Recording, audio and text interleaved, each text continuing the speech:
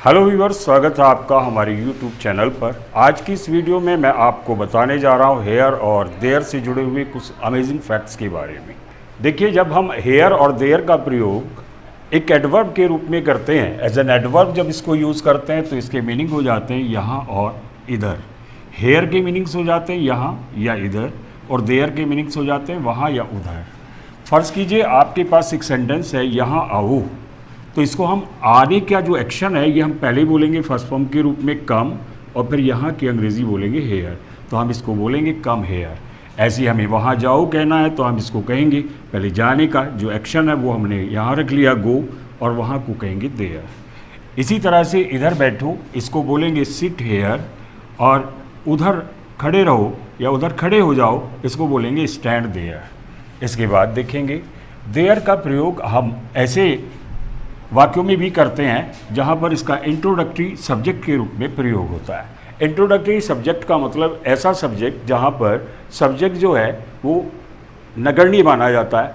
Subject जो है वो बिल्कुल लास्ट के वर्ड से पहले आता है, अंतिम शब्द हिंदी के आखिरी शब्द से पहले हमारा सब्जेक्ट लिखा रहता है, और हम उस सब्जेक्ट के अस्तित्व के बारे में बता रहे होते हैं, उसके वजूद के बारे में बता रहे होते हैं। जैसे हमने कहा एक लड़की है, तो इसको हम सबसे पहले अपनी तरफ से एक इंट्रोडक्टरी सब्जेक्ट लगाएंगे देयर।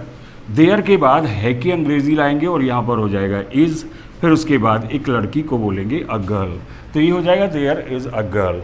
इसी तरह से अगर हमें कहना है दो लड़के हैं तो हम बोलेंगे देयर, और देयर के बाद चूँकि प्लूरल हैं, दो लड़के हैं, तो है की अंग्रेज़ी लाएंगे हम आर, और आर के बाद हम दो लड़कों की बोलेंगे टू बॉयज़, तो हम कहेंगे देयर आर टू बॉयज़। इसके बाद आते हैं हम, देखो अगर हमारा पास्ट टेंस में हो यही वाक्य, अगर हमें कहना एक रानी थी तो हम बोलेंगे देयर।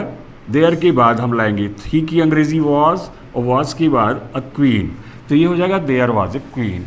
इसी तरह से हमें कहना कुछ लोग थे तो हम इसको बोलेंगे देयर। देयर के बाद थे की अंग्रेज़ी लाएंगे वर, और some people, there were some people.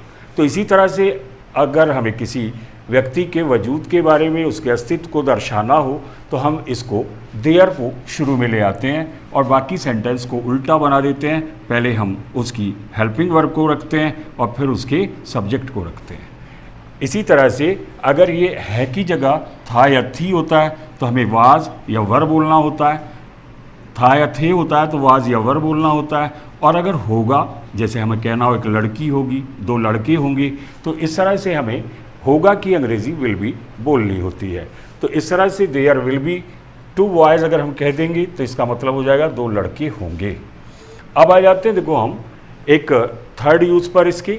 हम ऐसे सेंटेंसेस जिनमें एक चीज़ में किसी दूसरी चीज़ को दर्शाते हैं या किसी एक चीज़ में दूसरी चीज़ का ना होना दर्शा रहे हो, तो ऐसे वाक्यों में भी हमें देयर का यूज़ करना होता है। और देयर का ऐसे सेंटेंसेस में, चाहे ये हमारे एग्जिस्टेंस वाले वाक्य हों या हमारे इस तरह के वाक्यों जिसमें हम एक चीज़ में दूसरी चीज़ का होना या ना होना दिखला रहे हो, तो उन सेंटेंसेस में देयर का कोई मीनिंग नहीं होता। सबसे पहले हम देयर अपनी ओर से एक इंट्रोडक्टरी सब्जेक्ट के रूप में रखते हैं, तो देयर लिख लेंगे। देयर के बाद सबसे लास्ट वर्ड लाएंगे है, देयर इज़, फिर कहेंगे एक मंदिर तो ए टेम्पल, और फिर इन माई विलेज मेरे गाँव में, तो हम कहेंगे मेरे गाँव में एक मंदिर है तो इसको बोलेंगे देयर।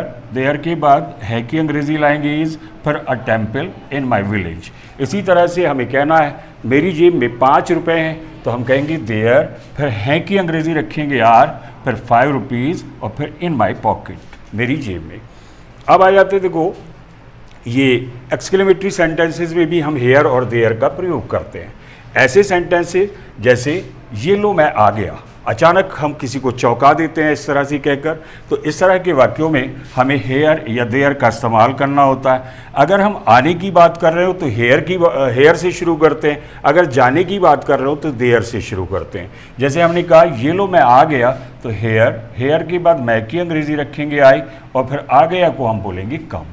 ये जो है, ये देखो आई वी यू, ये 3 प्रोनाउंस और एक ये दे, ये थर्ड पर्सन होता है, वे या उन्होंने को कहते हैं। इनके साथ में जब हम वर्ब को रखते हैं चारों के साथ, आई के, वी के, यू के और दे के साथ में, तो हम आने की अंग्रेजी फर्स्ट फॉर्म में रखेंगे। लेकिन अगर हमें ही, शी, इट या किसी नेम के साथ में या किसी नाउन के साथ में, जैसे पापा, मॉम, बस, कार या पेन या बुक या चेयर या टेबल, मतलब किसी ऐसी चीज़ के साथ में जिसको हम गिन सकते हो, गिनी जा सकने वाली वस्तु के साथ में जब इन्हें लगाते हैं तो इनमें एस वाली वर्ब आती है। कम की जगह कम्स आता अगर आई की जगह पर हम कोई नाउन का यूज़ करते। लेकिन फिर एक बात और भी ध्यान रखनी होती है कि ये जो प्रोनाउंस होते हैं, इन सातों में से कोई सा भी pronoun, I, we, you, he, she, it या दे, इन सातों में से कोई सा भी हमारा सर्वनाम आता है, प्रोनाउन आता है, तो उस प्रोनाउन को हम वर्ब से पहले लाते हैं। लेकिन अगर हमारी नाउन होती है तो हम नाउन को वर्ब से बाद में लाते हैं। जैसे अगर ये कहते ये लोग पापा आ गए तो हम कहते हेयर कम्स पापा, हेयर कम्स पापा, पापा बाद में बोलते। आई को देखो पहले बोल रहे हैं हम कम से, लेकिन अगर पापा होता तो पापा को बाद में बोलते अगर नाउन होता। ऐसे जैसे हमने कहा लोग पापा तो गए, तो जाने के लिए हमें देयर का इस्तेमाल करना है हेयर की जगह। देयर, देयर के बाद गए, जाने की फर्स्ट फॉर्मूला है गो, देयर गोज,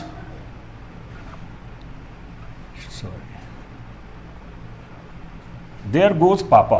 तो इस तरह से बनाएंगे। पापा चूंकि सिंगुलर है इसलिए गो ना आकर गोज आएगा। अब यहाँ पर देखो जो लो, यह है पेन आपका, तो हम इस तरह से बोलेंगे हेयर, हेयर लो के लिए ला रहे हैं हम, और फिर है की अंग्रेजी लाएंगे इज, और फिर आपका पेन, इसको कहेंगे your pen, here is your pen. ऐसे ही हमें किसी से कहना है लो ये है मोबाइल आपका, तो हमें कहना है हेयर इज़ योर मोबाइल।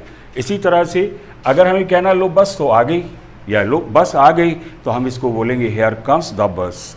पहले हेयर लिखेंगे, फिर आने की अंग्रेजी लाएंगे कम्स, और ये बस चूँकि नाउन है इसलिए द बस करके बाद में लिखा जाएगा। लो बस तो गई, तो अब इसको कहना है तो हम चूँकि जाने की बात कर रहे हैं तो हेयर की जगह बोलेंगे देयर। देयर के बाद अब जाने की एस वाली फॉर्म लाएंगे चूँकि बस हमारी सिंगुलर है, गोज़, और गोज़ के बाद द बस। अब ये लिखा है लो मम्मी तो यही है, तो हम कहेंगे हेयर, हेयर के बाद इज़, इसके बाद मॉम, हेयर इज़ मॉम। ऐसे ही देखो ये है, देखो हम इधर हैं तो लुक, लुक के बाद here we are, here we are.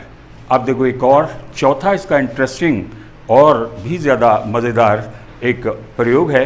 जैसे हमारी एक फिल्म थी शाहरुख खान की, मैं हूँ ना। अब उसे मैं हूँ ना को अंग्रेज़ी में कैसे बोलेंगे, उसे कहेंगे आई एम देयर। ऐसे हम हैं ना तो वी आर देयर, पापा है ना तो हम कहेंगे पापा इज़ देयर।